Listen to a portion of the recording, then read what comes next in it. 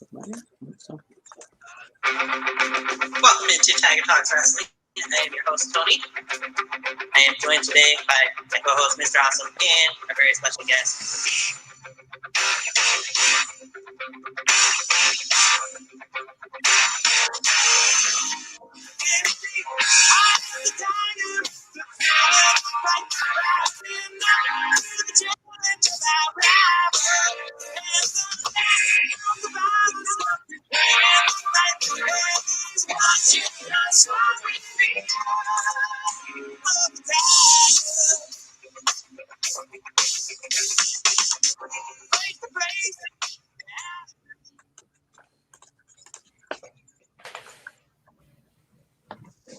Welcome to Tiger Talks Wrestling.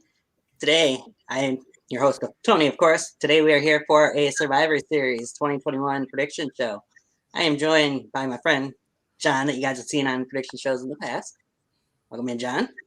How's it going? Doing pretty good. How about you? Doing good. Good. And for the first time ever, from the Luchador podcast, we are joined today by Dan. Welcome in. Hey, very happy to be here. Happy to have you on board. All right.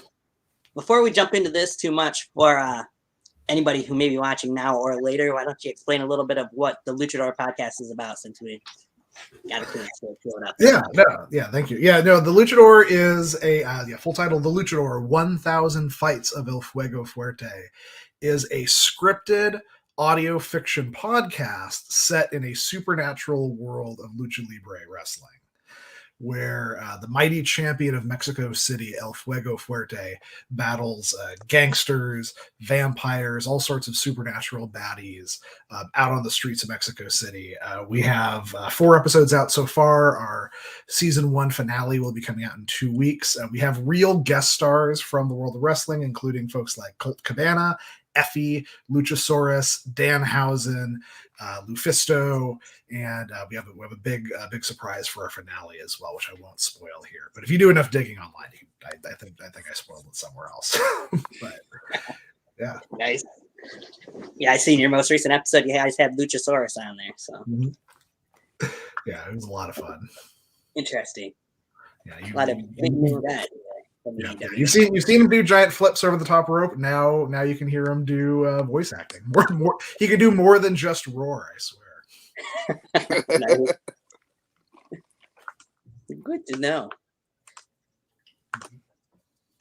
Mm-hmm. All right. I was mentioning to you, some people watching know that there are some guys in AEW that I'm quite familiar with that have had on this podcast before as well. So they just went by different names when they're on here than what you're used to seeing them. Yeah, it's so great to see the guys from the Indies blow up on right. AEW. But no offense to AEW, we're not here necessarily to talk about them today. Anyways, we got before we jump into our predictions, though, big news coming from WWE, of course, yesterday. The release of 8 competitors, superstars, if you will. The biggest name out of the 8 being John Morrison. And I could do nothing but shake my head for the most part when we seen that announcement come out. I mean, twice they've had John Morrison on the roster, and twice they've kind of fucked things up with him, in my opinion. Yeah, well, last time we got Johnny Mundo. This time I'm hoping we're going to get Johnny Dynamite. So fingers crossed on that. Perhaps. And we've seen Johnny Mundo and Johnny Impact. So. Yeah. No, it's a bummer. I don't know. There's rumors going around that WWE is like trying to trim themselves down to sell the company off. I don't know if that's true or not, but like I kind of doubt that. I know I've seen a lot of people, including the Pope himself, D'Angelo De Niro, saying that he thinks they're selling, but I personally can't see Vince McMahon selling it to anybody. But who knows? But like big, like super strong hands, like now I can call him Johnny Mundo. John Morrison, like up and comers, like all of Hit Row. They seem to have everything invested in them, and then poof, gone just like Yeah, that. the thing that shocked me the most about Hit Row getting let go, supposedly there was reports out that Top Dollar was kind of a bad seed, so as to speak. He was having issues with some people backstage, but to me, that's no reason to get rid of Swerve and Ashanti. I mean, you still could use those two as a tag team, and you could change their name from Hit Row to something different, because that's what they're going to do anyways, is have those two as a team. But it is what it is, I suppose. Do you expect anything else out of WWE? I expect better from WWE than what we've gotten this year. I mean, there was a stat that WWE has released 82 people this year alone. And that is more people than on the Impact Wrestling roster currently. Yeah. Yeah, it's a bummer because like they're not like people say like, oh, they're all going to land on their feet. Not everyone. Some, there's Right. only so many slots out there. There's only so many billionaires who are going to step in and start their own. That's true. A lot of those names haven't popped up in that many places yet. So, and if you look at what, not to throw it on to other companies, but since we're talking wrestling anyway, look at what Ring of Honor is doing. They are cutting their entire roster after the Final Battle pay-per-view and are starting new at the beginning of the year. Mm-hmm. So that tells you that they must be having some money issues themselves. So you're not going to see guys getting huge paychecks there to work in Ring of Honor, I would imagine, anytime soon. So that's one less company you got to go to. NWA is not going to give you a lot of money either. The only two places really you got a chance of making decent money are AEW and Impact Wrestling here in the States. Otherwise, you got to go over to Japan to make a name for yourself and get some money, in my opinion. Yeah, I'm sure that's really difficult to do nowadays. Yeah. Unless you already had a little bit of a presence in Japan, then I'm sure it can't be as easy. Because they had all these same issues with the pandemics and everything as what we have here. Mm-hmm. Inspected them. Oh man, yeah, no, it's a real bummer. Like we're one of the guys I mentioned in our show is part was on Ring of Honor, and they're they're doing all they can to make that next jump. But AEW can't hire everybody. It's got no, they can't. Their roster is so stacked as it is. It's overstacked, I would put it, but. Yeah, no, I mean, like they do a good job. Like I used to was kind of raising an eyebrow, like all the factions and teams and stuff they have, but it's right. The only way to get everyone on the screen. And so at least you get to see all those Dark Order guys. They stand on the stage for a little bit.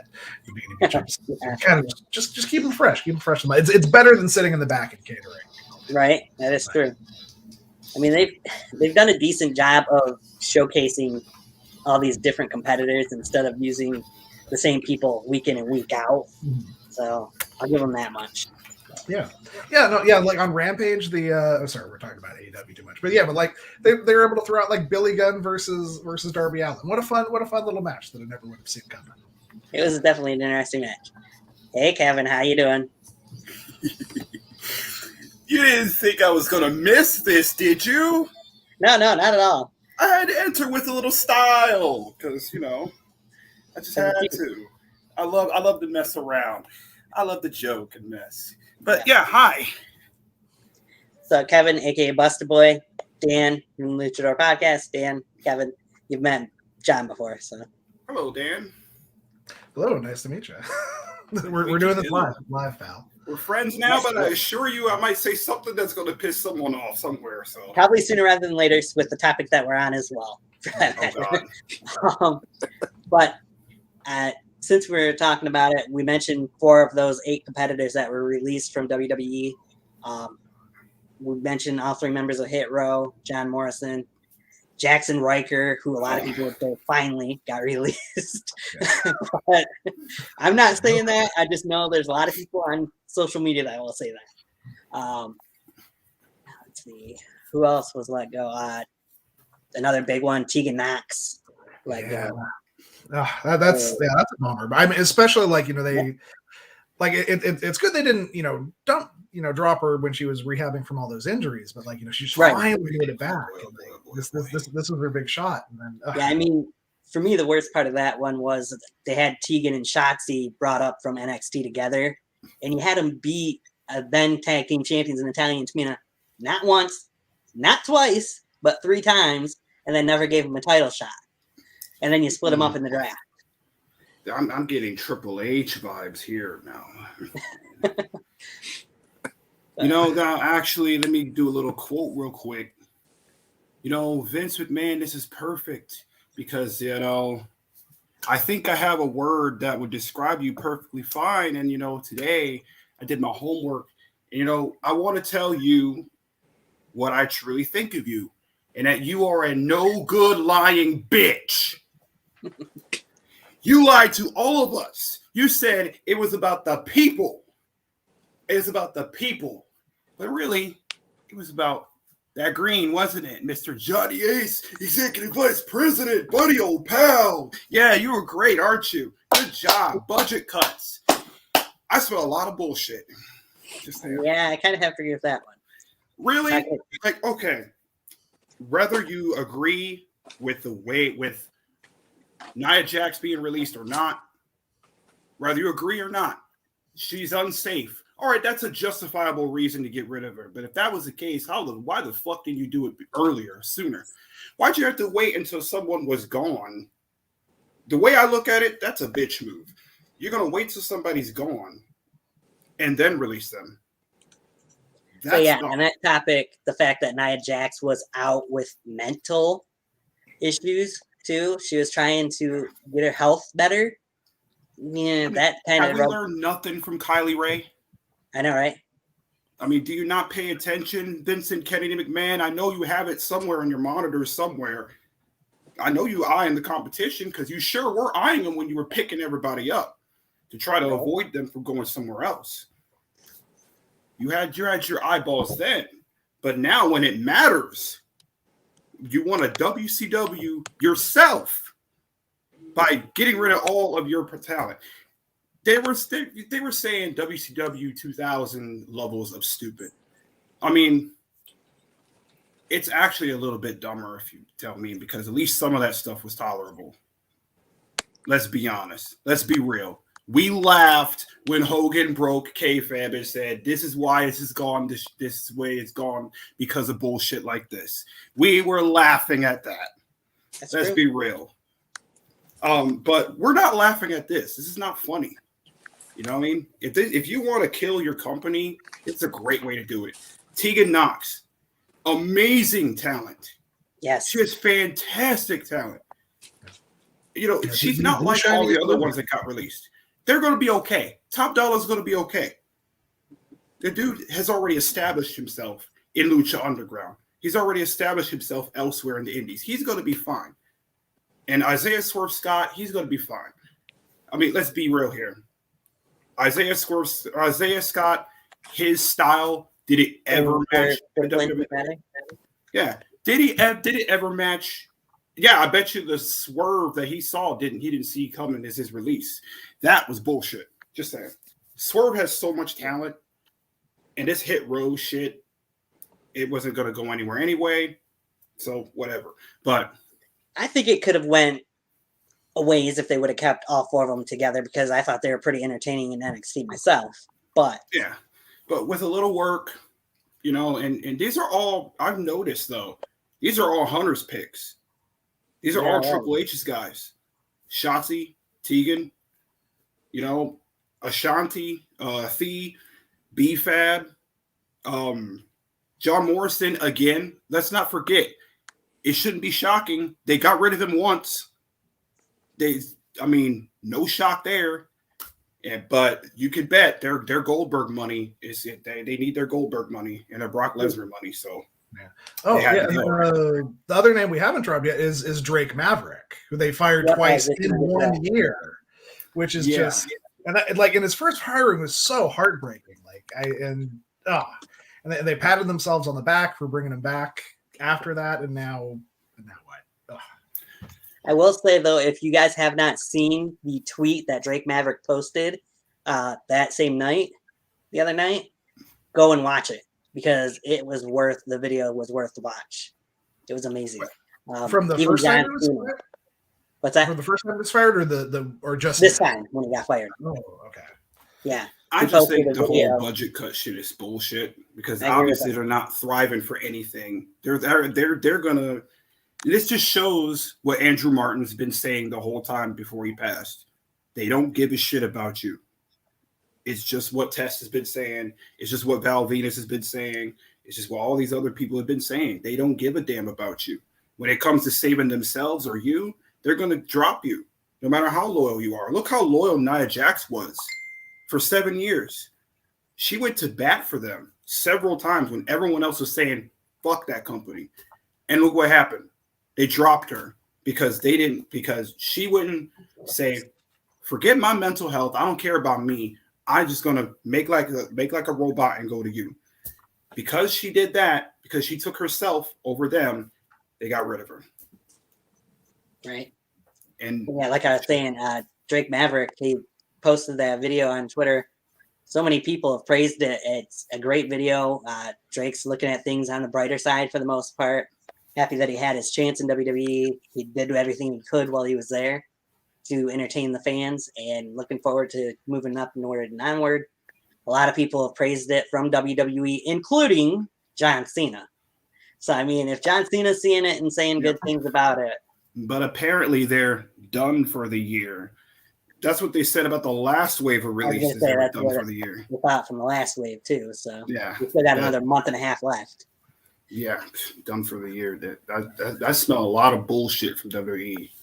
And the only other person, they have an entire Royal Rumble to fill, 2 Rumbles to fill. They can't. Yeah, I know, right?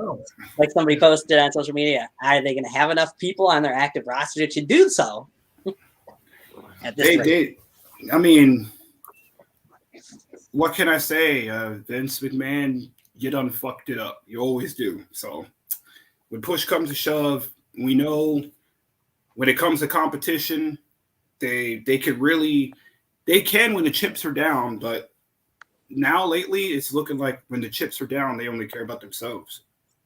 You know, that's the way it's looking like. I mean, we've been warned. We were warned by several people throughout the years. Yeah, so if you think about it, we didn't even see him warned. Yeah. Look at Test. He died because of it. You know, and look at all the other people that have died because of it, you know, getting into that life. And look at Eddie, you know, look at Benoit, look at all those other people that have passed away because, you know, giving their life to a company that doesn't care about them, you know, because of the simple word is corporation. As long as they have corporation in their name, they're going to always care about corporation. Yeah. The only person we didn't mention is Shane Thorne, who hasn't been on TV in probably about a year. He was part of. I don't know about Slapjack. Yeah, Slapjack. I mean, Shane Thorne's a great talent, and they should have done more with him than what they did the 2 times they had him on the main roster. But they really should have done a lot more. They're seriously, with all those people. I mean, even Jackson Riker, they could have used this negative and turned it into a positive. Like, imagine the amount of heat he could have had. You know right. What I mean? Instead, the little bit they used him on Raw after things went south, they used kind of push him in a Hulk Hogan type area. Yeah. It was stupid the way they were doing it, you know. And from all of that, we end up with no Elias, and nobody knows where he's gone to or if he's ever coming back. Oh, we Yeah, know I'm- what's going to I'm worried happen with about Elias. He might be He one of the says next. it's the Elias you know is dead, but when he comes back and he's still the same Elias. You know, let's see what happens with him and or when he comes back. But yeah. I have to kind of agree with Tony Khan more so when you're not signing a contract when you sign with WWE, you're kind of signing a temporary agreement, is what it seems like nowadays. I mean, so many of the guys that have been let go, even down in NXT this year, had only been there for a few months before WWE decided to let them go, and that wasn't necessarily a Triple H decision. So, and I have to agree with what Tyler Valkyrie said too. They have zero fucks to give about you. They don't care about their talent. Yeah, 6 months. Yeah. You finally get her on your roster. You only have her for 6 months, and you misuse her and do her in a shitty gimmick that makes no sense on why she went from a Viking chick to a random ass fucking face that has a puppy in her hand. Right? What the fuck was that? What are they doing? Trying to recreate Tori Wilson?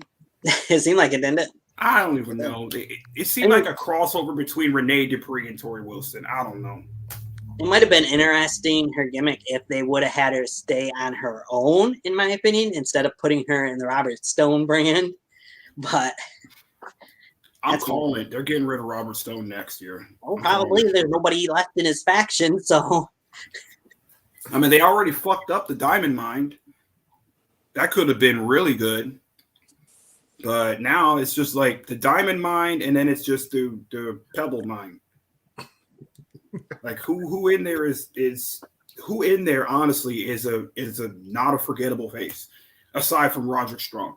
I was gonna say, what do you mean? Roddy's a non-forgettable face. Roderick Strong again is a temporary face. They're all temporary faces in my opinion, because after what happened this year, the shit year we've been having in terms of releases during the pandemic, in the midst of another spike, I think that's a little bullshit.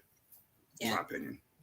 Well, out of all this, we could potentially in the next month or so be seeing an Undisputed Era reunion, just not where we would expect it to be. So I'd be cool with that. Oh, quick shout out real quick. Shout out to Kirby. My boy Kirby. Just saying. Well, we've spent about 22 minutes talking about the firings and all that fun stuff. How about we jump into the reason that we're here? We got the Survivor Series pay-per-view. 7 p.m. Eastern times when the kickoff starts. I don't know if they're going to have a match on the kickoff. Normally they do, but they haven't announced a specific one. Oh, man, I'm going to have to find that somewhere else. Yeah. Is the Battle Royale, the 25-man? It doesn't say that's a part. They haven't mentioned it being part of the kickoff show. I know that was the last match that was just announced, and that's the first match we're probably going to go over because of the people that are in it. But I got to find a specific picture for it first, so I can get that up here. Yeah, it's going to be interesting. They've got 7 matches on the card. While I'm getting things to load here, for me personally, I've always been a fan of the Survivor Series pay-per-view, but I loved it even more back in the day when it would be all 5-on-5 elimination matches, and more so than just this brand supremacy. The brand supremacy can be fun, but I just would love it if they just went back to having faces versus heels. Yeah, just stopped with this whole bragging rights on a bigger stage. Yeah, if they want to do the bragging rights, then do it some other way, not necessarily in a Survivor Series. Yeah, and the timing is they always do it right after a draft when like half the people have been on the roster for like a couple weeks. If they put the draft back right after WrestleMania, then that would be different. But speaking of drafts, and while we're on this, WWE 2K22 coming out in March has announced that you will be able to do your own drafts, and they will have the MyGM mode back.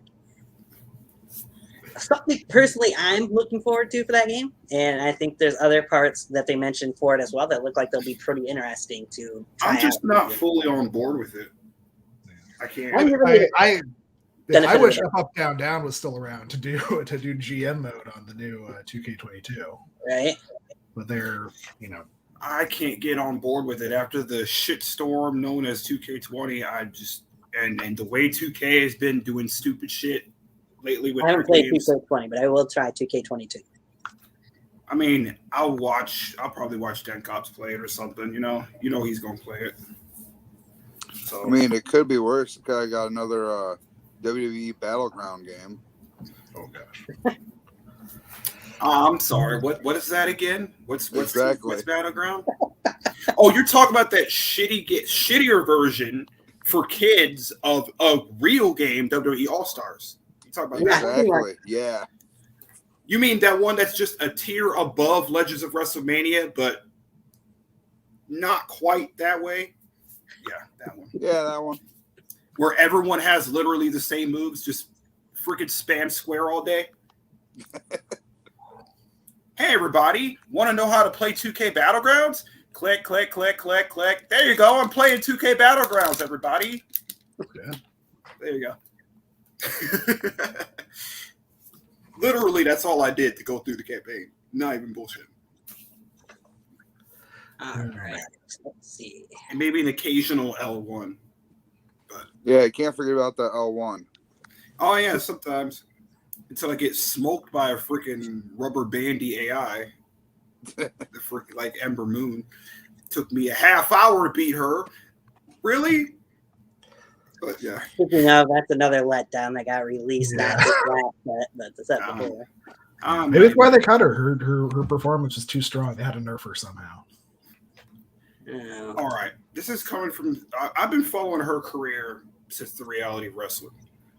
You know, I followed her way back when she was in Booker T's training ground, which, in my opinion, she should have stayed because I think that was the best Ember we were going to get. She got booked pretty solid over there. And when she got called up to NXT, I was very happy. Everyone was like, who is Ember Moon? I'm like, I'm just going to say this. Go watch Booker T's training area, reality wrestling, then come talk to me. Till then, shut up and watch greatness. I felt like, personally, with Ember Moon, she had a great run in NXT. And then when they called her up, she did have a decent run until she got injured. And then, well, things have gone downhill from there. So, Let's just say it was a total eclipse. yeah, pretty much. Yeah, totally eclipse of her booking. Crap. That's bad. All right. So now, let's see if I can get full screen. There we go. Hey, there we go. People won't be seeing us, but they'll be hearing us when they're watching this, whenever people do. Survivor Series. I don't even know if that's PG. PG? Wait, what? What's PG? The only thing I see is rated F for fired. Everyone. No, I don't want to agree with that. Look at that, everybody. It's the only part of the main roster that's here, guys.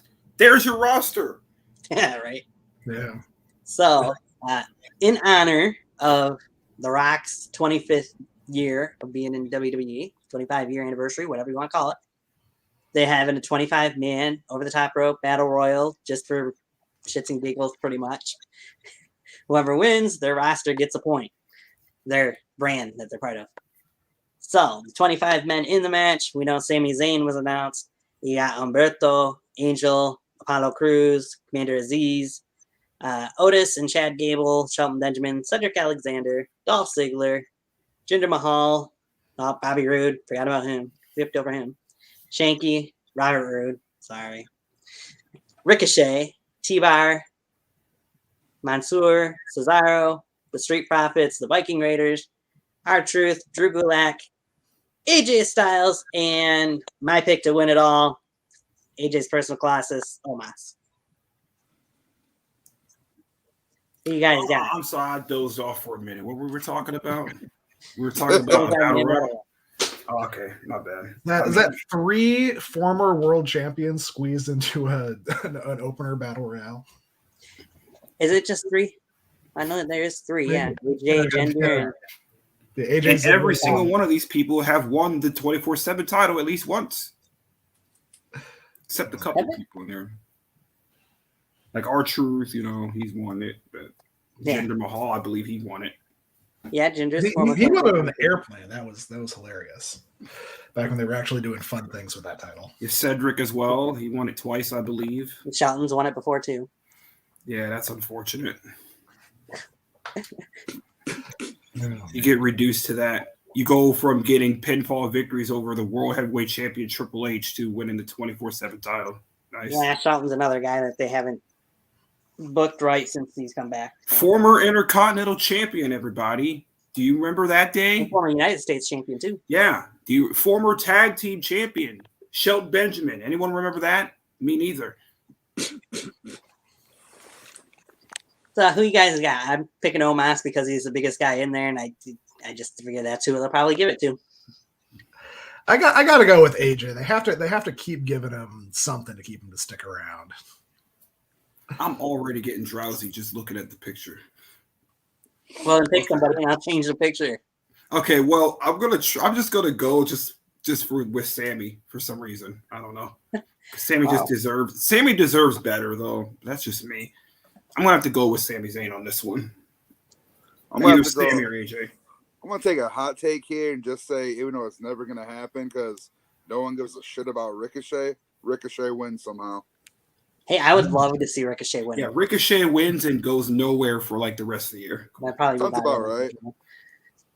Actually, on social media, I seen a poll where they're asking who people thought were going to win this match, and the two people that were tied when I picked my person were Omos and T-Bar. I was like, "Hey, people on crack? There's no way T-Bar's winning this match." See, no, what's gonna happen is Miz is gonna return and win again.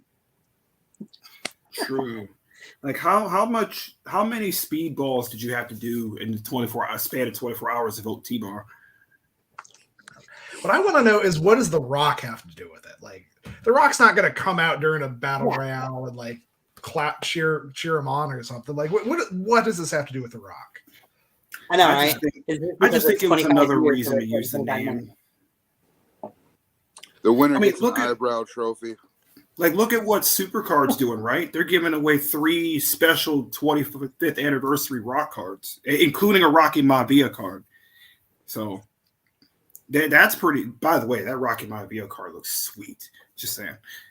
But would you rather do that or win a stupid little trophy that you can win in Andre the Giant?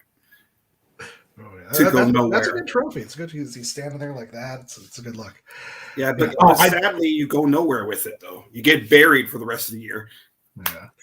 Did you notice that, though?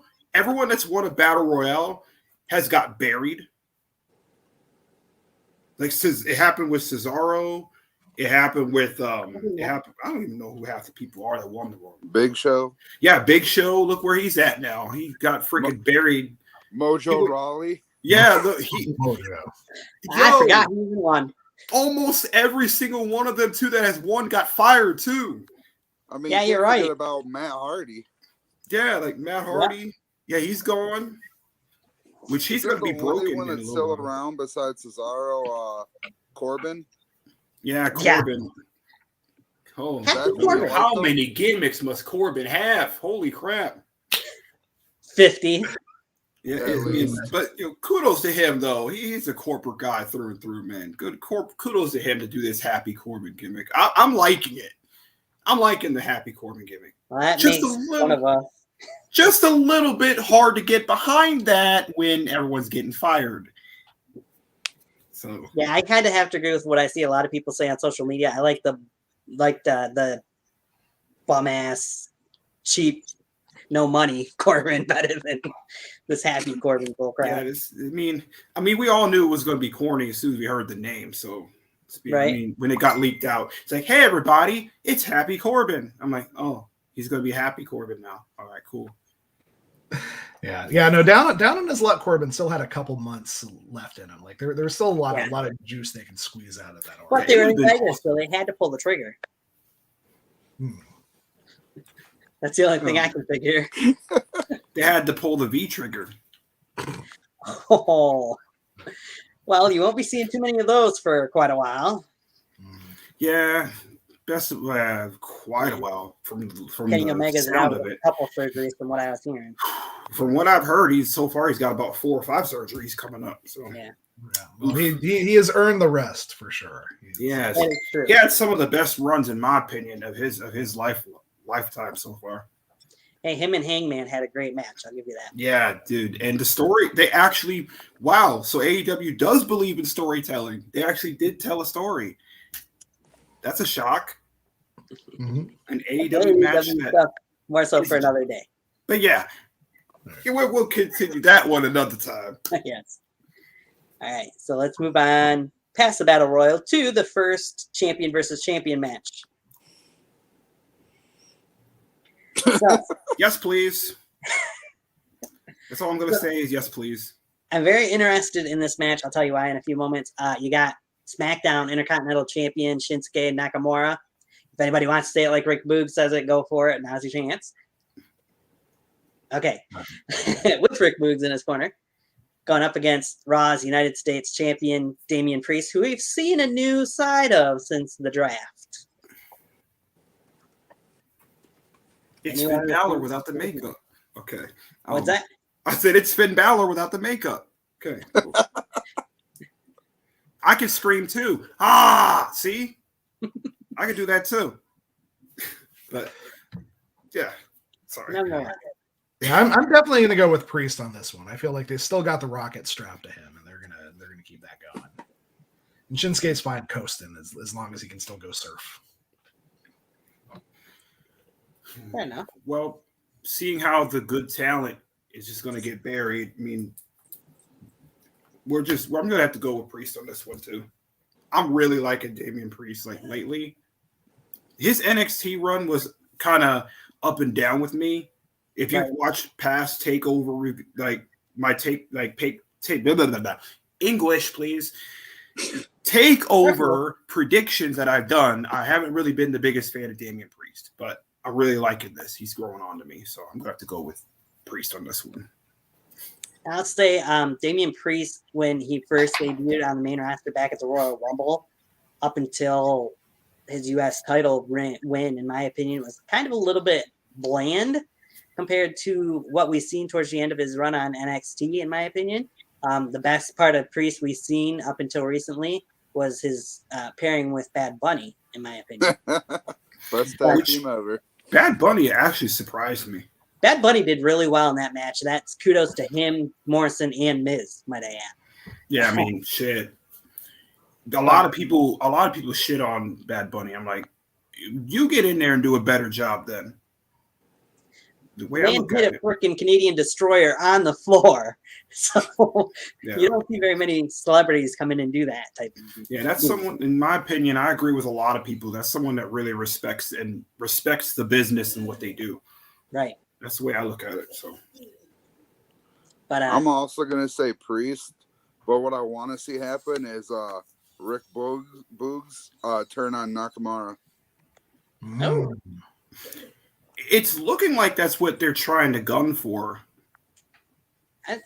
I personally don't think that'll happen here because I feel like they've got more to run with between Boogs, Nakamura, Angel, and Humberto on SmackDown going forward. Can we just call up Braun whatever the frick his name is? Braun Breaker? Yeah, dude. Rick Steiner? He's a good tag team partner for Boogs. Oh man, that's so much energy. Right? That would be the new hype bros.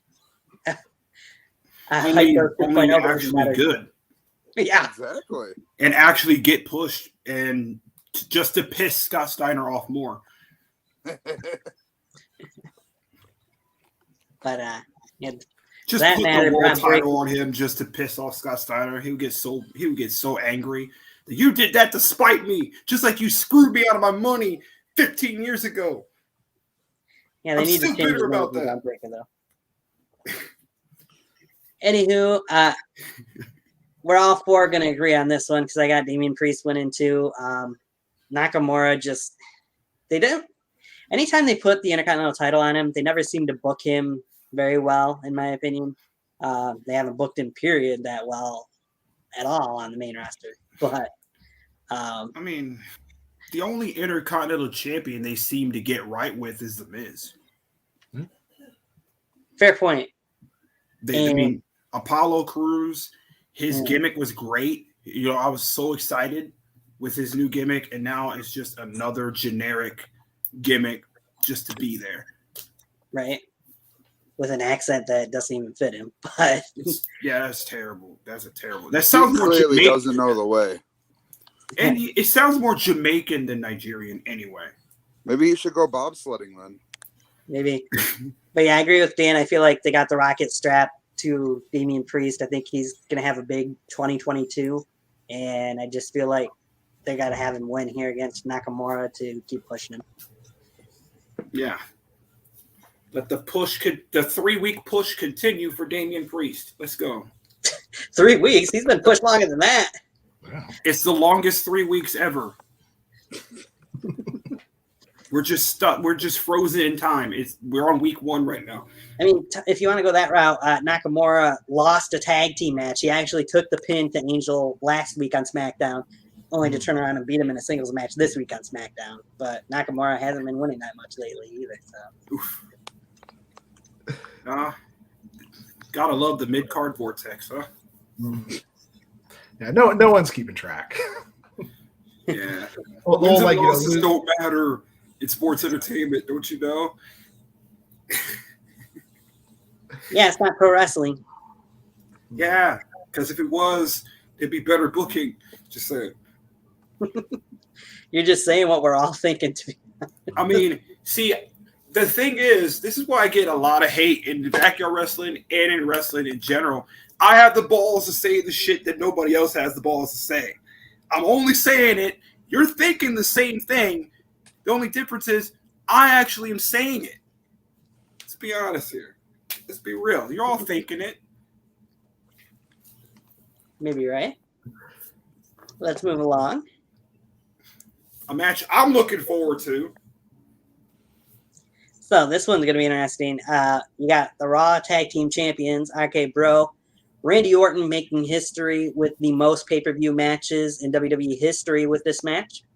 And if he's in a match on Monday Night Raw, he'll also make history on Raw Monday Night as having the most matches in Raw history. Randy Orton, Riddle versus SmackDown Tag Team Champions, Jimmy and Jay, the Usos of the Bloodline. I could see this match potentially actually starting the show because I feel like it's going to be something hot and action-packed. But we'll see because they've gone Intercontinental Champion and UFC before in the past too to start the show. So. I forgot to say something. Go for it. The ones. They're the ones. They're the ones. The ones. Forgot that. So for this one, it's going to be interesting to see what route they go with these two teams. They've both been on kind of a hot streak when it comes to actual tag team matches. I'm not sure which way they're going to go here. I kind of feel like they need to have the Usos win it because they should have the Usos win it because they're the actual team here. I mean, they've been together since day one. Ish. Not really ish, but yes. But still. Gimmick infringement. Randy and Riddle have had their issues over the last couple weeks on Raw, and I could see something happening in this match that kind of keeps that going, and the Usos capitalize on it and pick up the win. Yeah, I agree. It's really close. They're both really well protected right now. But yeah, I'll also give it to the Usos just because they're the first wrestlers in like the last 15 years to have their own pay-per-view named after them. True. We got the day one pay-per-view coming up. And, yep, on January 1st. Yeah. And they've been down since day one. Mm-hmm. As previously stated. I'm torn. I'm actually torn. For an entirely different reason. Well, for one, everybody knows how I feel about the Usos. I've been on record multiple times as stating, I think, in my opinion, that they are the greatest tag team in modern day wrestling. Fuck the Young Bucks. Go against a real team. Just saying. But I'm torn because I'm beginning to like, Arcade Road, I didn't at first, but, I like the RVD 420 thing they're doing with Riddle, with him coming down there with a scooter of all things. But, I mean, it's not the weirdest thing I've seen anyone go to the ring with. I mean, shit, Darby Allin comes over with a skateboard. I mean, but still. Hey, Riddle didn't ride a scooter to the ring at Crown Jewel, though. Yeah, but nobody gives a shit about Crown Jewel, though. He rode a camel. Come on. I mean, it's blood diamonds now. Come on now. Who cares? That's true. Like who? And I'm not talking about the rarest gems in Africa. I'm talking a different. It was a regular diamond until too much blood got on it. Now it's a blood diamond. The interesting note, though, for what I mentioned there, is they were talking about having Randy Orton ride a camel too. Vince said no to that.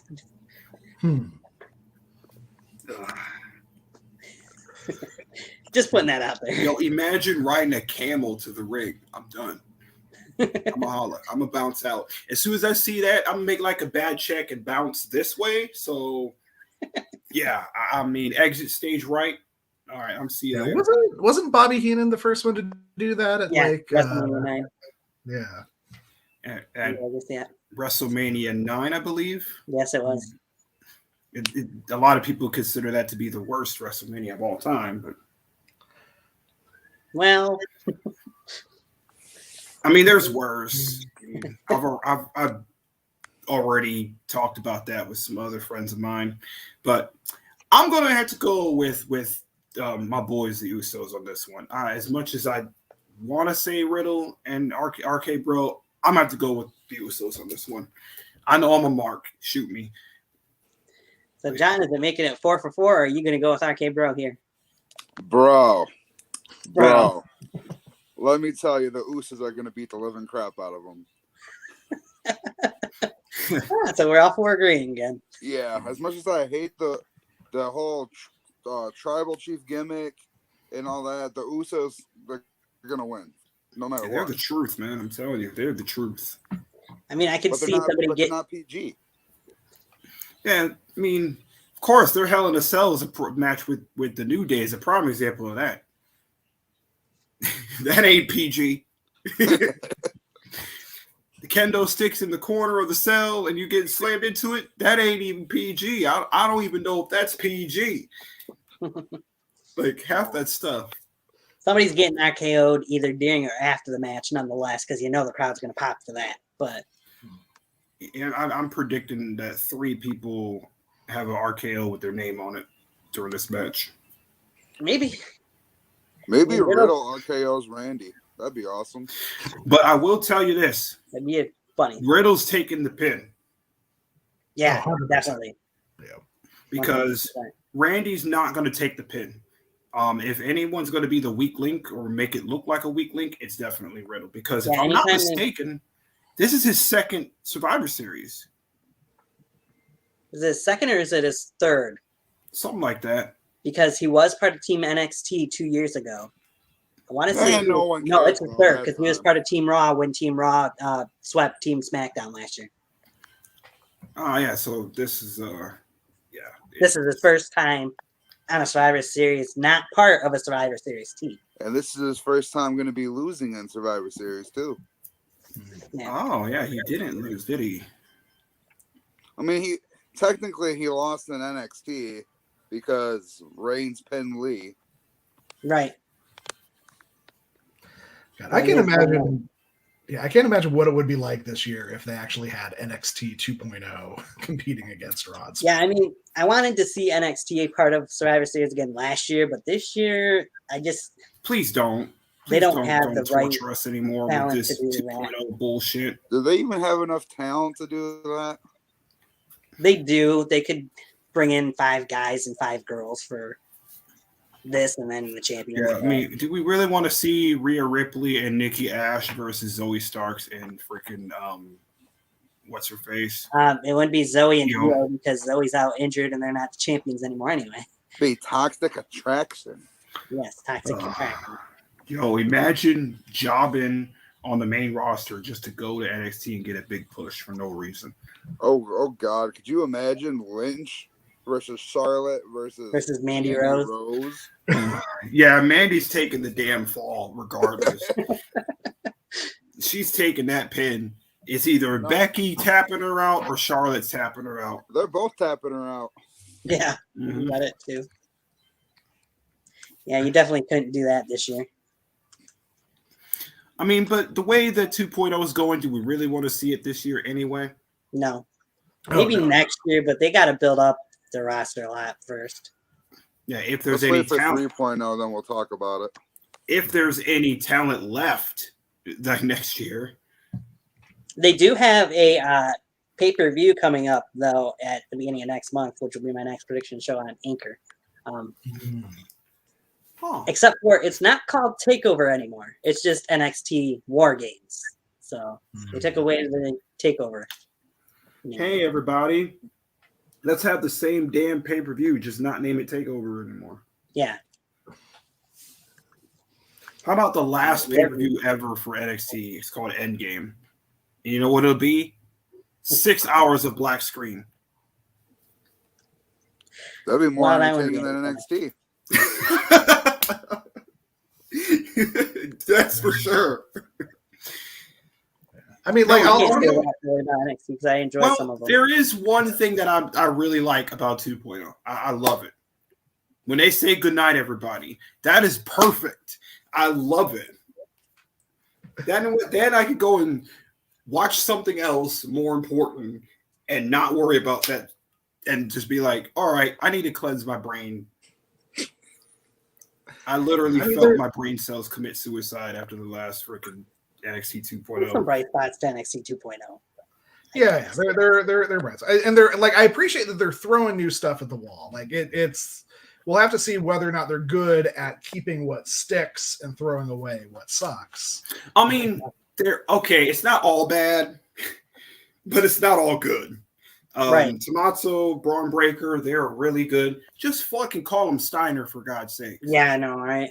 Stop this crap. Just because you want to be petty with Scott Steiner, just call him the damn Steiner. We all know he's Rick Steiner's son. So. Just like with Bull Buchanan's son, right? Just freaking call him Bull Buchanan's kid or something Buchanan. Hopefully he actually wins a world title, unlike Bull. You know? Because he has potential. But, I mean, if you want to go that route, there's another guy on NXT 2.0 whose last name is different than what his dad's last name was in the company. So, I mean, they did that same shit with they did that same shit with Michael McGillicuddy. It really bothered me when they did that with him, with Michael Henning. I mean, just call him Henning and have him do the perfect plex. Yeah, Mike McGillicuddy, and then also Husky Harris. If we remember. Oh, yeah. I mean, if we're going to mention Husky Harris, got to mention Bo Dallas. Yeah. I don't even want to talk about those two, especially right now.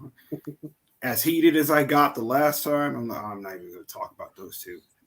Yeah. How come Bray won a world title before Bo Dallas did? Like, he's the youngest champion in WWE history. He won the NXT title at 22. Oh. Which makes him younger than Brock when he won the WWE title. He makes him younger than Randy. So he's the youngest WWE champion. Technically, even though they don't want to acknowledge it as an actual WWE corporation or whatever, it's still part of the WWE label. True. Yeah, how do you expect something to grow if you don't freaking promote it like that, you know? All right, here comes the bathroom break match. Well, that's your opinion, but here we go. The women's traditional 5-on-5 Survivor Series elimination match. So Team Raw has been, and throughout this whole time, was announced as and is Bianca Belair, one half of the women's tag team champions Rhea Ripley, Liv Morgan, Carmella, and Queen Zelina. Let me start by saying, why the heck they decided, first question, or rather, why the heck they decided not to have Rhea Ripley's tag team partner, Nikki ASH, a part of this team. Because she's too busy saving the world. But, oh, yeah, sure. She's only almost saving the world. Oh, that's right. I forgot. Almost. But it just doesn't make any sense to me to have one half of the women's tag team champions on this team and not the other half. I don't know about you guys, but that just is confusing. But at least she could say she almost was with her team. Yeah. But I mean, maybe she'll be standing at ringside. Yeah, I would imagine she'll probably be standing at ringside, but she'll be close by. So let's go over the women that they actually put these 5 over. Pick these 5 instead of.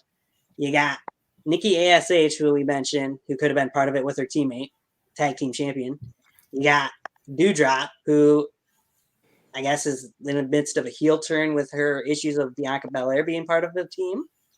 it seems like. Tamina, who we just seen face Bianca on Raw Monday night. I know there's at least 2 more people I'm missing here. So who else is part of I know they had 4 people sitting in the back the night that they mentioned this. Oh, Dana Brooke, who I'm fine with her not being part of the team. Who? Exactly. No. Somebody who says she's been in WWE long enough that she hasn't gotten any respect or push for anything. Seems like there's somebody else too, but still, it seems odd to not have Dewdrop be part of this team. And oh, may I add, 4 of these 5 women on Team Raw just got drafted from SmackDown just a month ago.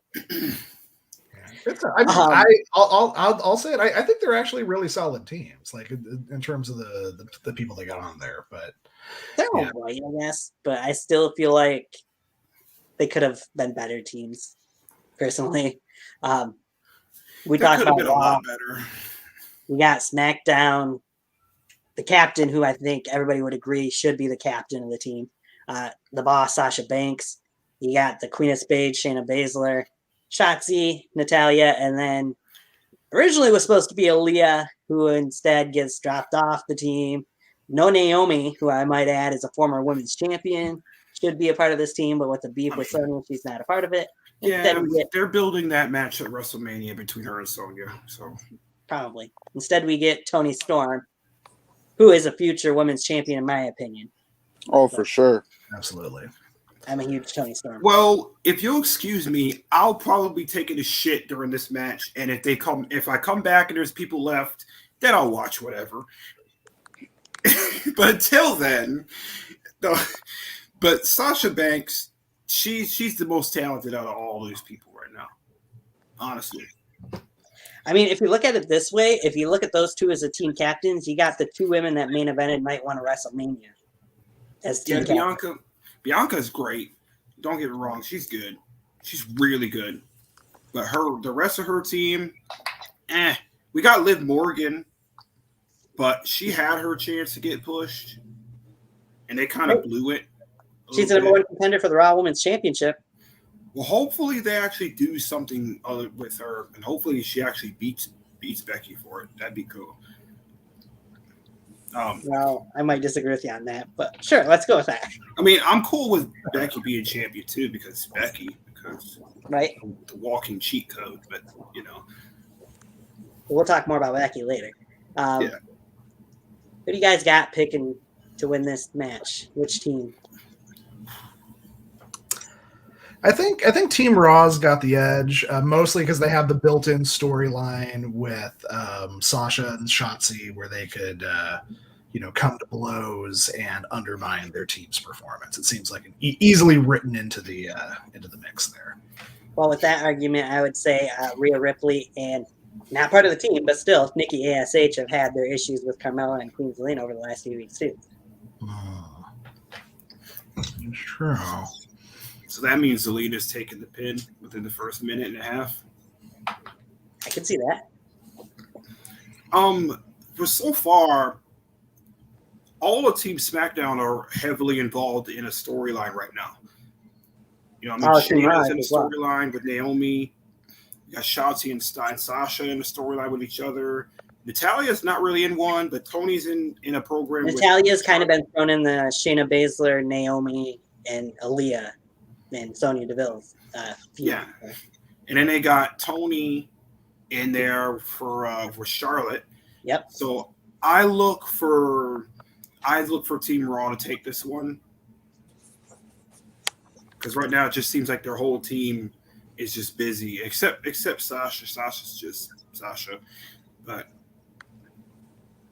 I think Team Raw is going to take this one. Okay. And I think I'm calling that it's going to be Liv Morgan and Bianca Belair as sole survivors. Interesting. That's just me. So I'm going to disagree, but I'm going to go Team SmackDown here. I could see Sasha being eliminated probably closer to the end because of something happening between her and Shotzi after Shotzi was eliminated, probably. but I think they might give it to Toni Storm because I feel like this is a perfect opportunity to try and give her something big to kind of give her a point or give her a reason to say, hey, Charlotte, I did this. That should grant me a SmackDown Women's Championship match. Because Charlotte says, you've done nothing, said this past week on SmackDown, you've done nothing to deserve a women's title match. I still will be coming after you after Survivor Series. You're just not getting a title match. So I feel like this could be Tony's time. Well, damn, Tony. Way to take my thunder. I think it's going to come down to Liv versus Tony in the end. And That's what I Tony's was getting thinking. that win. So we're split on this one. We got 2 for Team Raw and 2 for Team SmackDown, unless you're changing your pick, baby. Nope, I'm sticking with mine. All right, 2 for 2. Nice. But it should be interesting.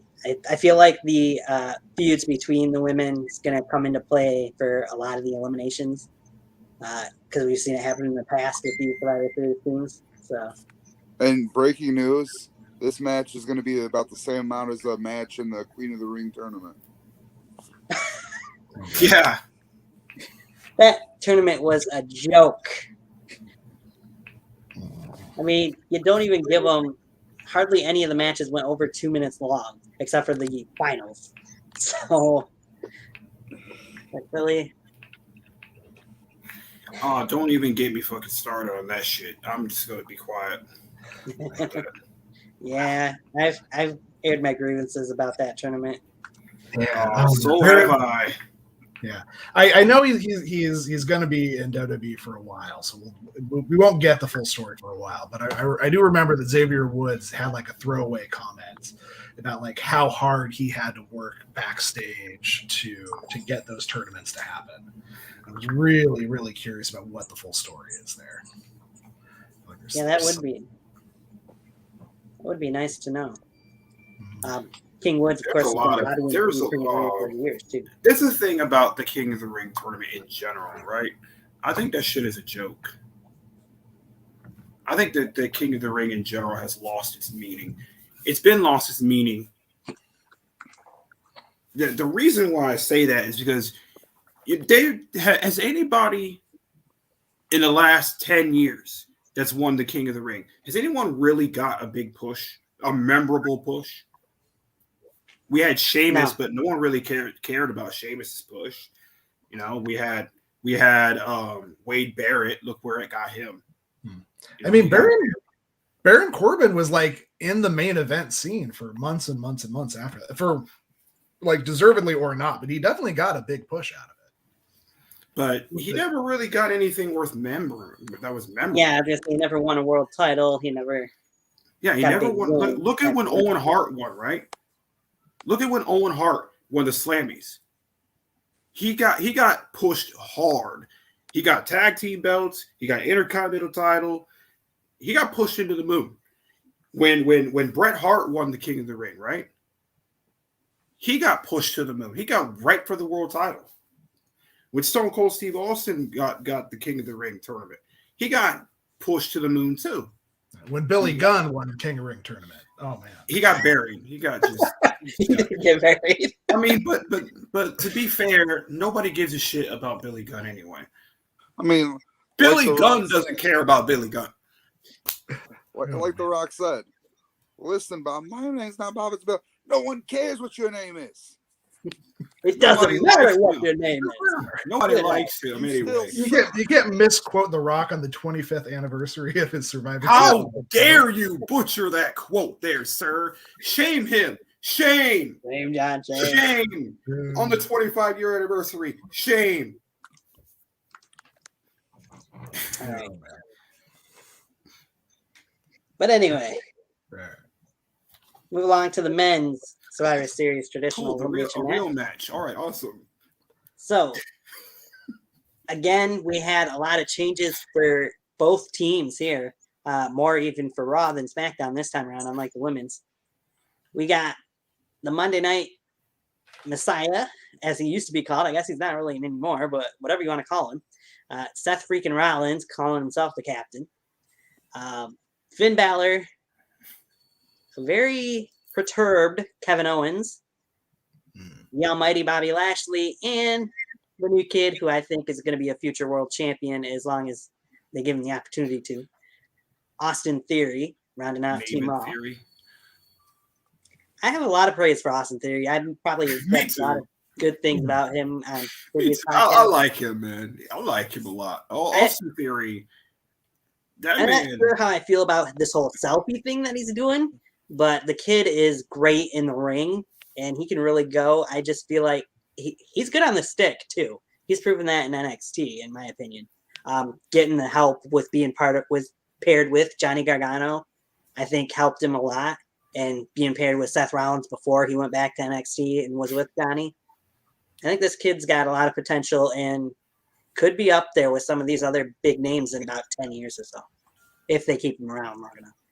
Oh, and he's super young too, and he's like he is. He's in his early 20s. Yeah. So yeah, that dude's got a bright future. I agree. I've seen him in Dragon Gate and some other companies. I've seen a little bit of his matches. I know he can go with some pretty big names he's gone before. So, Team SmackDown, you got bum ass Happy Corbin here with Madcap Moss in his corner, with member of Team SmackDown, Sheamus, and Ridge Holland. Yeah, probably Ridge Holland will be out there too. The Irish Brit, Ridge Holland. Yeah, right. You got King Woods, the charismatic enigma, Jeff Hardy, and you got Drew McIntyre. Oh man, I guess we could tell Drew McIntyre to tell us a story. Hey, I'll give him this much. Ever since Drew got moved over to SmackDown, he stopped doing story times. I've loved his open challenges, the lead ups into the matches, and the matches he's had. Me and a friend of mine actually made a joke about he's done it so much. We make jokes about it, like, okay, kids, gather around. We're gonna have the teacher come in. He's gonna read you all the story, children. Quiet down. His name is Mr. McIntyre. He's gonna read you a story. So come on in, Mr. McIntyre. Ladies and gentlemen, hello. My name is Drew McIntyre, and today I'm going to tell all of you a story. The story of the man who never slept. That one. I like this little feud with Big E. I think they played off each other well. He showed a lot of personality. Yeah. I'm not going to give him too much crap. And the guy deserves all the credit for carrying the company through the pandemic. The darkest days of the pandemic. Oh yeah, I give McIntyre a lot of shit. I do, but I will tell you right now. When he won the Rumble, I fucking screamed so loud. Holy shit! I was happy that he won. And when he beat Lesnar, I was like, it's about fucking time he gets that push that he deserves. Oh, yeah. So I'll take first here. I know I was singing the praises of Austin Theory. I think he's got a bright future. I could honestly, unfortunately though, see him being the first man eliminated from Team Raw here, just because he's, not to say weak link, but he's got the least amount of story-wise to go off of really in this match. All he's been doing is stuff with Ray and Dom, who just got kicked off the team, and he got put on it, and Lashley got put on it. I'm going Team SmackDown here. I think Drew might be the sole survivor here.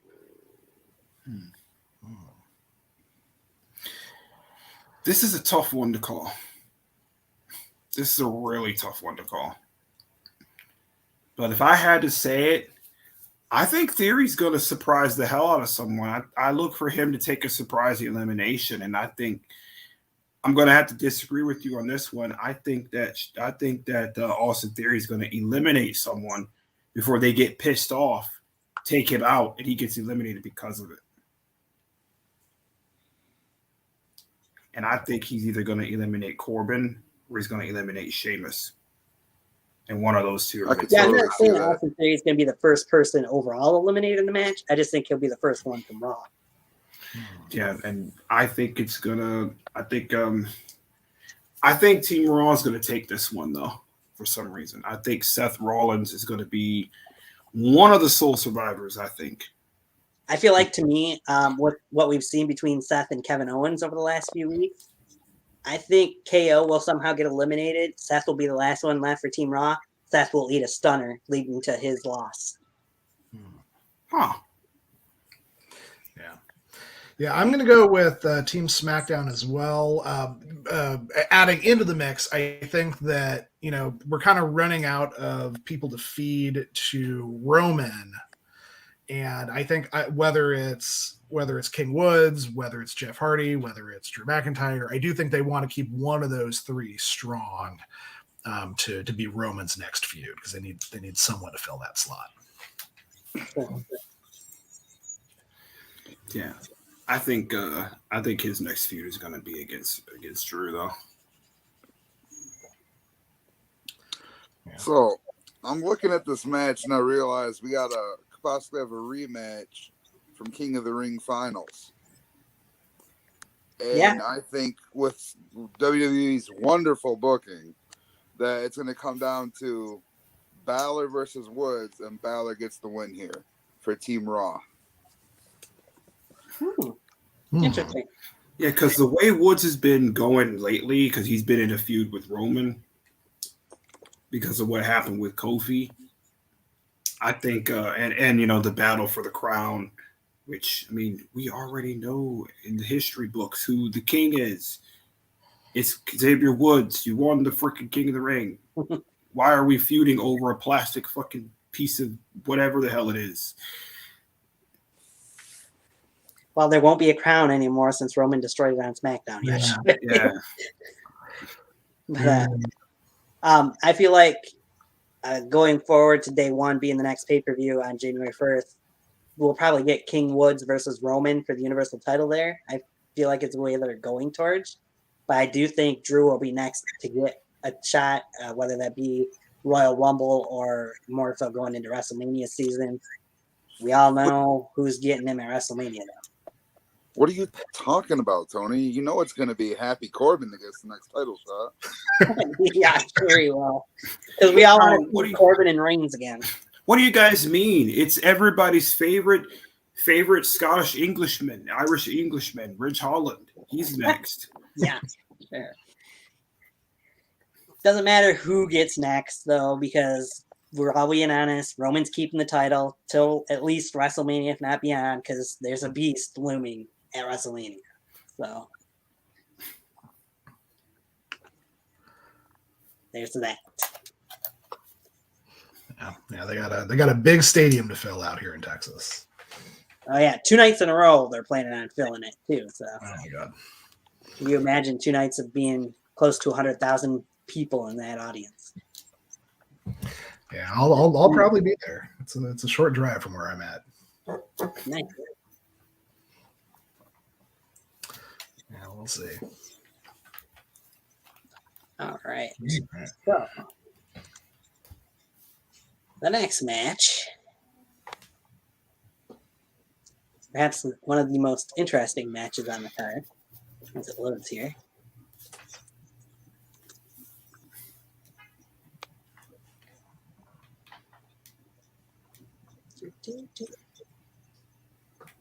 Pause in the jump.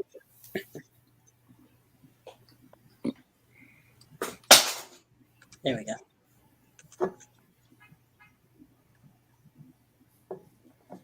Oh, we got some bad blood. I like how they're using their actual feud a little bit in here too. Just saying. Right? Wow, it's like we haven't seen this for the 100th time. But you see, you say that, yet is it really that bad to see these two face each other again? It's been almost 2 years since we've seen these two against each other, and the roles have changed quite a bit for both from what we've seen last time these two feuded. So I mean, they have, but the outcome's still going to be the same. Yeah, I don't know if I agree with that. I mean, Okay. we'll see. This is the part where I get a little heat. Everybody says the same shit over and over again. Oh my God, Becky and Charlotte again. But shut up. You're going to watch the match. Who else could you see? Both of these two who've worked their asses off in this company, right? One was given a spot, right? One was handed a spot by her pappy because of who her pappy is. The other one had to fight and crawl and scratch her way back to the top, up to the top. She spent 2 years getting buried. 2? Yeah, well, that's just being nice. She was in 2 stupid factions. They made her be a crybaby little. Everyone's betraying me. I'm so sad. To I'm going to try to use this as fuel to be a better person. To and nobody likes me. I'm sad. To all I do is fail. I'm sad because all I do is fail. To Becky Lynch, the man, when she gets fed up from getting stepped on, everyone gets fed up from waiting her time. And now that everyone was behind her when she won the belt, and now that she's back, everyone's like, oh, the whole Bianca thing. No, it's the whole, you wanted this. You got what you wanted. You wanted Becky to be at the top of the food chain. You wanted this. Everybody wanted this. And now you're getting mad because you're getting what you want? My question to you is, who's getting mad, though? Because you hear more cheers than you do boos for Becky Lynch in every single arena. Every Raw, every SmackDown, every pay-per-view. You're hearing the cheers for the man. I hear the same shit around a lot of people saying Becky's overrated. But I'm like, is she really? Let's be honest here. This match, it needs to happen too, especially the shoot that's been going on and the shit that's been going on behind the scenes. It's more than just about throwing the belt down. It's more than that. This shit has been going for a while. Every single time they get in there, single time they get in the ring together, they bring out the best. They set the bar and they raise it higher and higher and higher. Let's be honest here. If Charlotte wasn't there, the women's division will crumble. If Becky wasn't there, the women's division will crumble. These two basically make the women's division, and this is going to slap. They always slap every time they go. They always have good matches against each other. They always have good matches. Even their bad matches are good together. I mean, what I'm really curious about is it's the the backstage rumors, the heat. Is this like everyone's seen Charlotte go into business for herself, with Nia Jax, with Kairi Sane and stuff like that. But like, is this current iteration of Becky and Charlotte, does it have that kind of Brett versus Shawn magic, where they can kind of take their backstage heat and turn it into magic in the ring? There's a rivalry there between Brett and Shawn. Mm-hmm. A lot similar to that between these two. I think just because they were bred, I think the reason why they don't like each other also is because they were bred differently. That's usually how it works. Like, to Becky, Charlotte is just this no good silver spoon wearing bitch, because she never had to work for anything. She always had to have things handed to her, which could be further from the truth. If anything, I think the odds were stacked even further against Charlotte because she's a Flair and everyone expected so much from her. You know what I mean? That's what I think. Yeah, if every Flair could become a world champion, how many titles would David Flair? Exactly. Does anyone not remember what happened to David Flair? Well, to that point, I'll say David Flair was in WCW. David Flair was never in WWE. Yeah, because if that was the case, right, after it went under, David Flair would have been right there. Right. But he wasn't.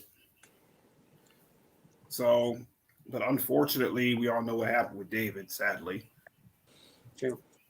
Yeah, that's just sad. But My prediction for this match, first of all, it's gonna fucking be a hard hitting match. It's gonna be intense. It's gonna be hostile. It's not gonna be fun. But I think It'll be fun to watch. It'll be fun to watch, yeah, but not fun to be in it. But I think there's going to be a disqualification in this match. I think that either Becky's going to get tired of get sick of it and just use a weapon. Because if you remember, I think they fought last year. No, not last year. Or Becky 2 years was ago, right? And Charlotte ended up using a kendo stick and beating the shit out of Becky. No, that wasn't Becky. That was Ronda 2 years ago. She did that. Oh, yeah, that's right. So I'm thinking because they want to build that match, they probably want to build a rematch. And Becky has been saying that for a long time. She might do the same thing to Charlotte. So I'm thinking that Charlotte's going to probably win this match by DQ. So I'm going to put this out there just because I want to get my prediction out. There had been rumors at one point of potentially going like a screw job with the finish to this match. That's what I heard. I could see potentially that happening, but I don't see any way that they advance this into a feud between these two and have another match down the road. Because what would be the point when you got two separate brands? They're both champions. I feel like Becky Lynch is taking the win here anyways, is where I'm going. Yeah. Because Charlotte, from what I was hearing too, did do what Bret Hart did when he did the WCW thing on TV. So now, after her exchange with Becky and after her match and stuff, as she lost, she did the AEW symbol. Well, she had an AEW hat on in an Instagram post, I do believe it was, after that episode of Smackdown aired. So, and she was in the picture with her fiance, who is part of AEW, of course, but still.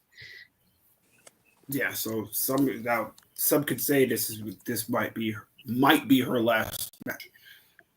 Well, I doubt that, but still. Yeah, because the title's not on the line. They need to find some way to get the title off her. Otherwise, she'd do an Alundra Blaze on them. Yeah, she could. She very well could. I don't see Vince McMahon allowing that to happen, though. Yeah. She is under contract for many years still to come, from last I see. I know, but if they pull a screw job and take the title off her, she can just say fuck the contract and leave. Mm-hmm. I don't know. She is a Flair. Flairs do what Flairs be doing. And I mean, there's a certain person who hasn't been on TV that's due for a comeback. And I mean, I don't know what brand that this person is on because I can't remember. And someone who's had an issue with Flair. Could Asuka return and be this girl? Be this woman? She is a free agent, by the way. Oh. She is a free agent in WWE. Let me clarify. Because anybody who wasn't drafted became a free agent. So, I mean, they could use Asuka in this scenario. I just don't see any way that they'd have an actual title match here. I just think that somehow the screw job will be the finish of this match. Somebody will get screwed over by the referee or whoever. Yeah, I don't think the titles change hands. Yeah, if not a screw job, at least some sort of schmozzy finish where no one looks definitively stronger than the other. Right. I know it. Guest referee, Asuka, Charlotte screwed, Becky wins. There we go. There you go. It's like, maybe special referee could be Ronda Rousey. Mm-hmm. That's possible too. Then will they go really? My question is, will they actually go with a screw job of some sort though on Survivor Series now? After we just seen a screw job on SmackDown Friday night, though. I mean, how many fake screw jobs have they done in the years since? Dozens. Yeah. I mean, this wouldn't be the first time they've done the same shitty finish twice. True. Like every episode of Raw, all we see is at least 4 roll-ups an episode. So, or how would they coexist? That's all we keep hearing. I mean, if you want to talk about roll-ups, wins on Raw. We had, 6, 7 of them last week with the 24/7 title changing hands, including Corey Graves and Byron Saxton winning the title. Only for it to go back to Reggie. Yeah, eventually. Hey, Drake Maverick got 2 more title reigns before he got let go. Oh, jeez. That's 2 more title reigns than he had when he got let go the first time. Yeah. No. Oh, man. Stupid headset. Terrible idea. But All right, let's see. who'd you give for your pick there, Dan?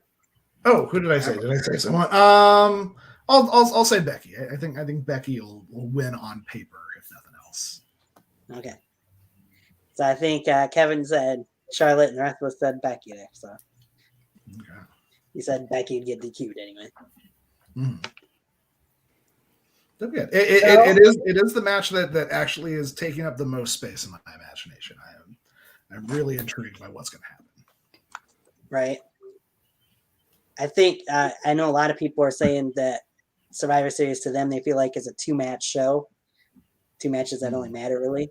I disagree with that because a couple other matches are big on there too, but these 2 have been the most storyline wise, I guess, in a way. Becky and Charlotte have the most storyline build, in my opinion, out of all the matches on the pay-per-view. Which is kind of sad, especially when you got the Survivor Series traditional elimination matches. But at least this one, we got a little bit of a lead into Survivor Series at the end of Smackdown, though. Yeah. Finally. Got to avenge the crown. Yes. Hey, it's the final boss. We got the Raw WWE Champion, Big E, versus the final boss, as Kevin puts it. The SmackDown Universal Champion, Roman Reigns, who will be stepping into the main event of Survivor Series for the 2nd year in a row as Universal Champion. Gonna be real with you. I see no chance in hell is Roman Reigns losing this. Agreed. He's just booked way too strongly. Way too fucking strong. And Big E has been, even with him winning the title, it just doesn't, his matches just don't add up. There's no way in hell that Big E's winning this. No way. If he does, it'll shock the hell out of me because last time I checked, this year, Roman's only took the pin twice. If I'm not mistaken. Yeah. Yeah, I mean, the only way I could see Big E winning, and I don't think he is, would be if they have King Woods, Xavier Woods interfere on Big E's behalf to win, to go into a full-on Woods-Roman feud for day one. Yeah, I just don't see it. I hate to break it to you, Roman's way too strong right now. So my take is this. I don't remember who it was on Twitter, but I seen a point made. Roman is protected, yes. He's protected to the point where really it would not hurt him to take a pinfall loss here. However, the way he's booked, I just don't see it happening. I would love to see Big E win here and get a huge win over Roman because, again, neither title on the line. It would propel Big E up higher as WWE champion, in my opinion, and it would help his reign out that's just getting started more. But I just feel like Roman, like you guys said, is going to be the one to pick up the win here. Yeah, he's the one. I hate to say it. Yeah, no, like Big E is champion, but like I definitely think they see him as that, as a Kofi Kingston, Rey Mysterio type champion, where yeah, they got the belts, and it's fine if we job them out while they hold it because they're just happy to be here. Yeah, rightly or wrong. Big E, he has not been booked very strong since winning the belt. His reign, as of right now, has been kind of forgettable. So I kind of disagree with you a little bit here. The only time that he was, I would agree with you to that point, was when Kevin Owens turned on him, if you want to call it a turn. Other than that, I think Big E's been pushed for the most part because he has been getting wins still as champion. He has been beating people. He's been using the big ending to get upper hands on people. I just don't, but I mean, don't get me wrong. I was very happy to see him win the belt.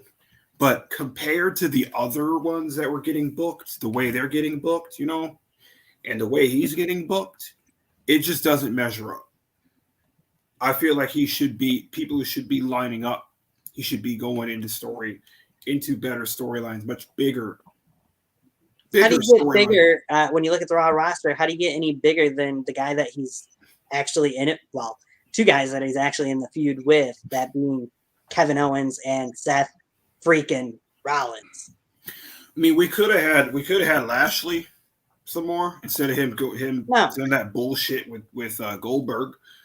Lashley had his chance. In my opinion, I didn't care for Lashley. Finn Balor? I can see that somewhere down, but not right now. So many other people.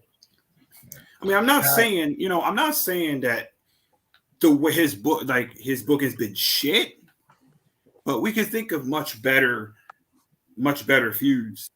I mean, Seth Rollins is good no matter where he goes, no matter who he's in there with, because it's fucking Seth Rollins. But Seth Rollins can't do it on his own. He could be, who knows? He could, if we could have, I remember, I'm going to refer to this again. Look at what they did with Batista, right? When he first won the belt. I think he had some of the purest world title reign so far. His first time he won it before he got drafted to SmackDown. Right. He had 3 awesome matches with Triple H. True. I mean, it doesn't get any better than that. He went on to have an amazing feud with JBL, And then to the Undertaker. Yeah, and then Undertaker, yeah. See? I think they could have done something like that with Big E. There's still a lot of great talent on Raw. They just need to use it right. They need to utilize it. Like they could have had, Kevin Owens versus Finn Balor. That would have been great. I mean, Finn Balor could take a fall or take a DQ win. Where are you hiding? Because they just had Kevin Owens versus Finn Balor on Raw Monday night. They could have it again. I mean, why not? They always do that anyway. So, and like I mentioned, I don't really watch Raw like that anymore because well, yeah, now you know what you missed because they had an awesome match. Well, I mean, Raw to me lately has been kind of snooze. So I feel like since the draft, Raw has been better because they actually have the deeper roster, which they should, being a 3-hour show compared to the 2-hour show. I could do so much good matches. Like, I'll give you a good example. Damien Priest versus Austin Theory. I can see that somewhere in the near future. Yeah, for the title, like not for the title, but just put them in a match. Have Theory take either a DQ win or push him a little bit and have him take a DQ win. Then they can have the title on the line next week. There you go. For the no DQ match. There you go. So, John, what's your take on this one since we didn't get your prediction yet? All right. So, oh boy. There's only one way I see this ending. I think it's going to be a long match. And Roman is going to get sick and tired of not being able to pin or submit Big E. That he's going to snap, and there's going to be a DQ giving Big E the win. Then? Well, that's all I got. Oh, that's all I got. Well, to my point, my then would be there's a certain individual on the Raw roster who has an open contract for a WWE Championship match at any time, any place. Are we talking about the former Monday Night Messiah? Oh, yes. I could see potentially here at Survivor Series, I hope not. Either during the match or after the match, I could see Seth Rollins saying, okay, I'm ready to go now. I want my title match now. Adam Pearce saying, okay, you got it. There he is. Ring the bell. Start the match. I don't. Obviously, with Seth Rollins as WWE champion. I wouldn't put it past WWE either. I mean, they would do something like that, Right? Yeah, I don't hate it. Like it tells a good story. Big E won the title in the first place with like a Money in the Bank cash in. So there's some nice that rhymes in a nice way.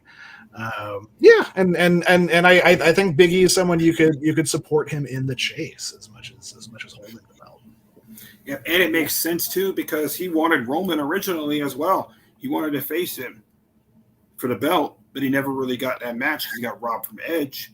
So he's like, so him cashing in that contract, he could just go out there, look right at Roman after it, and there you go. They could just hold both the belts up together like old times. Yeah. That could just be fantasy booking on my half, but hey, WWE could do something like that. I wouldn't put it past them.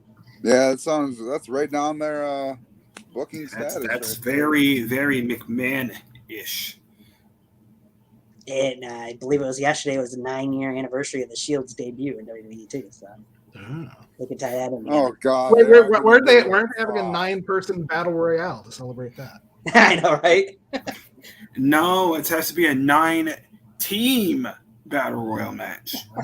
Well, there's not enough teams left.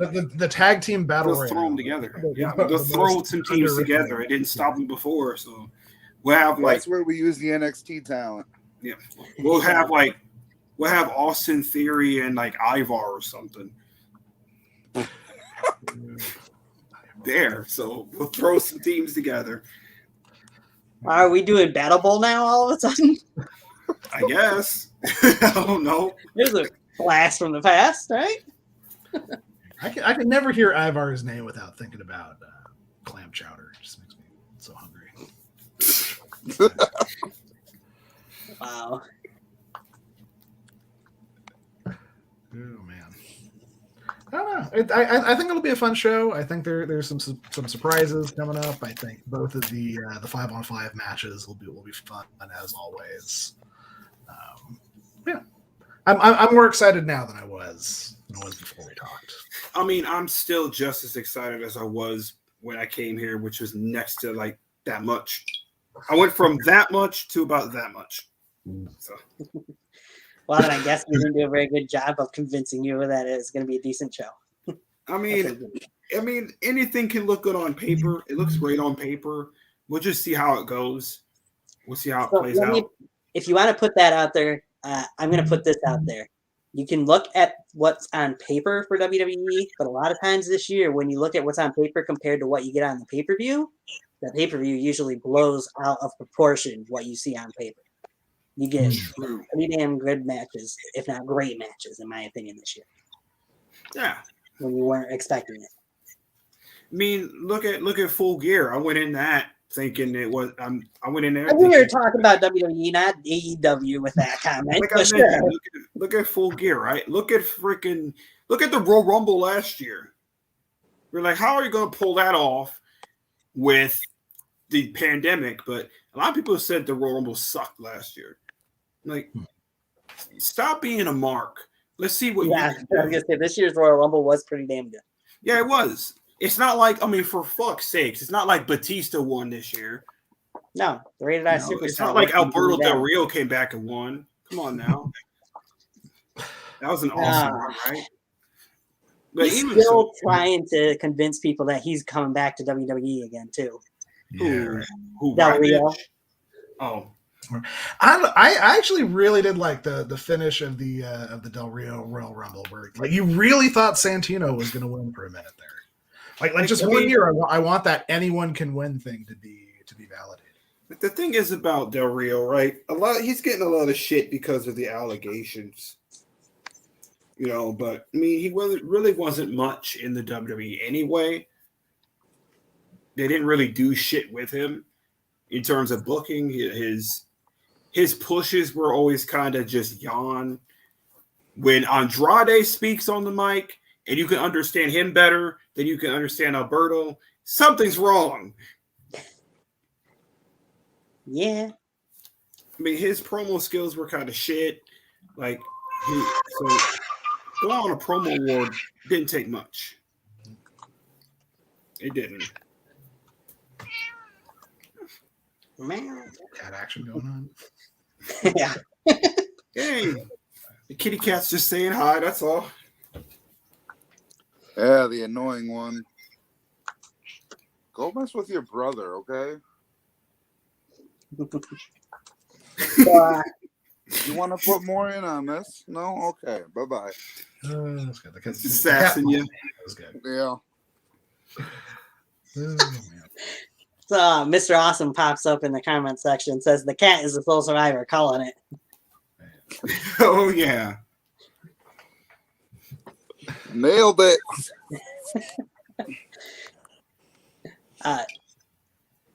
Mr. Awesome, of course, being my usual co-host for most of my shows on here. He doesn't come on for the prediction shows very often, but he usually pops in about the right time with a comment like that. So in any of these shows. So with that being said, we've got our predictions out of the way for Survivor Series. Anything wrestling related that you guys want to talk about that we didn't touch on yet? If not, this would be the part where we plug and close out the show. Otherwise, I could close out my wrestling thoughts with a symbol. go for it. All right. This goes to the Young Bucks.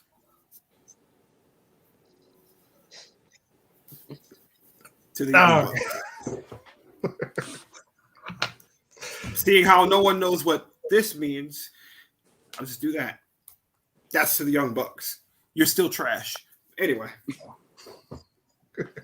Oh, wait, I did it wrong.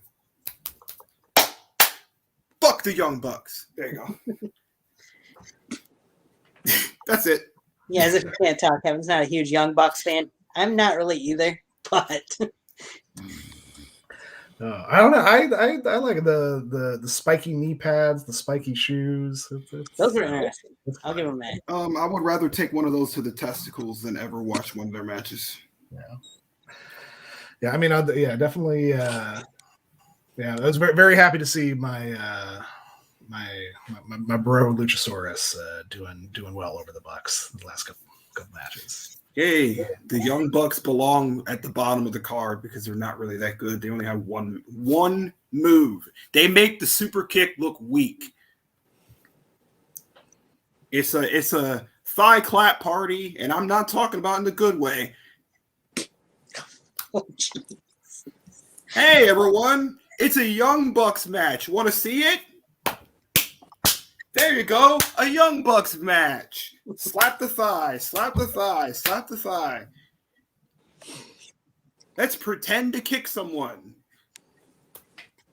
So, off that note, Mr. Awesome says, who wins the Release Superstar Battle Royal? Winner gets a DLC spot on 2K22.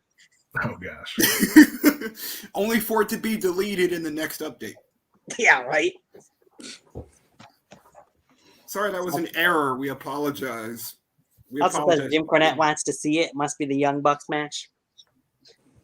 Yeah, it's Jim Cornette's favorite time of the year. His favorite time of the favorite segment of the show. Yeah. How can we piss off Jim Cornette today? Force him to watch every Young Bucks match ever. That's how. Or Kenny Omega match, too. He hates Kenny Omega. That's just funny. Oh, man. I like that. He says, Mr. Awesome says, nah, you have to defend your 2K22 spot in Saudi. Oh. True. Damn. I have an inappropriate joke, but I'm leaving that be. I was going to say, leave it alone. I'm going to leave that I don't want to get pulled alone. off the air, thank you. I'll leave that alone. I'm not going to say that one. I'm going to be nice. Because that definitely ain't PG. All right. Crown jewel bigger than WrestleMania. Yeah. It's a WrestleMania level event, as they said 100 times. Or was that Super Show? That doesn't matter. That is. And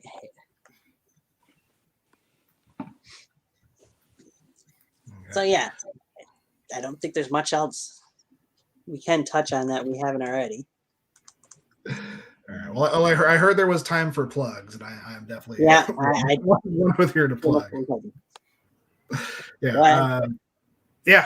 So yeah, Dan Valero Fletcher here, representing the Luchador 1000 Fights of El Fuego Fuerte. Episode 4 just dropped this week. Guest stars Luchasaurus, Colt Cabana's in it as well.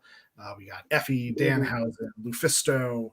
I'm sure other great folks I'm forgetting. It's really fun. Luchadors versus vampires. If you like Lucha Underground, I think this will press your buttons a little bit in a good way. And it's theluchadorpod.com. We have merch. You can also find us on Apple Podcasts, Spotify, Stitcher, wherever you listen. We are there. I believe I have the link posted in the description below as well. So sweet. Yeah, down there. All right. John, Buffalo, you got anything you want to plug? No, I'm good. Gavin? Oh, me? Okay. Yeah, you. Me, I'm the only one here. Okay. No, not right now. I am making a return to Twitch though. I'm at 630. I'm at 631 followers now. So I'm hoping to make it 700 soon, and I'm going to be probably doing a PSN giveaway. And I'm going to be returning to do another speed run again because I love to do speed runs.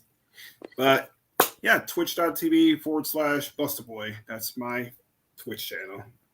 Nice. Oh, and if I can add one thing, he reminded me about our thing. We are also having a giveaway going on with our show. You can listen to the end of every single episode for a secret word and email that word into giveaway@theluchadorpod.com. All the instructions are there at the end of each episode. So 5 episodes in our first season, 5 chances to win. And what you would win is 2 tickets to the next AEW pay-per-view, which is going to be Revolution, probably. They haven't officially announced it yet, but that's what's next. So yeah, listen to our show. AEW wrestlers win AEW tickets. That's what we got. Yeah. Sweet. I guess that leaves me with my next thing. The next time Tiger Talks Wrestling will be anywhere, it will be on my anchor.fm/Spotify account. You guys will hear a prediction show for NXT War Games here coming up at the beginning of December.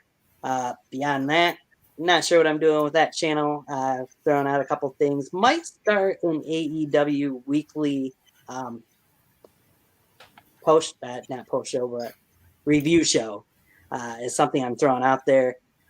See if I get some interest in that. Otherwise, I haven't been too thrilled with the lack of listeners on that channel, so we'll see where things go with that. Here, I can't announce anything because I have nothing planned for on here. So everybody knows, follow me on Twitter, Facebook, Instagram, wherever. Keep updated. And with that, I think that's all I got. So I'll finish off by saying this. Thank you, John, Bustaboy, Dan, from Luchador Podcast. Appreciate having you on for the first time. Something perhaps we can do again at some point in time. Yeah, indeed. And my final word of wisdom: fuck the Young Bucks. That's all. He's got to throw it out there. Yeah, I'm gonna put it on a shirt. Fuck the Young Bucks. But yeah, well, you better wear it every time you're on here if you do. Oh, I will. Trust me. With that, we say goodnight, everybody. Good night.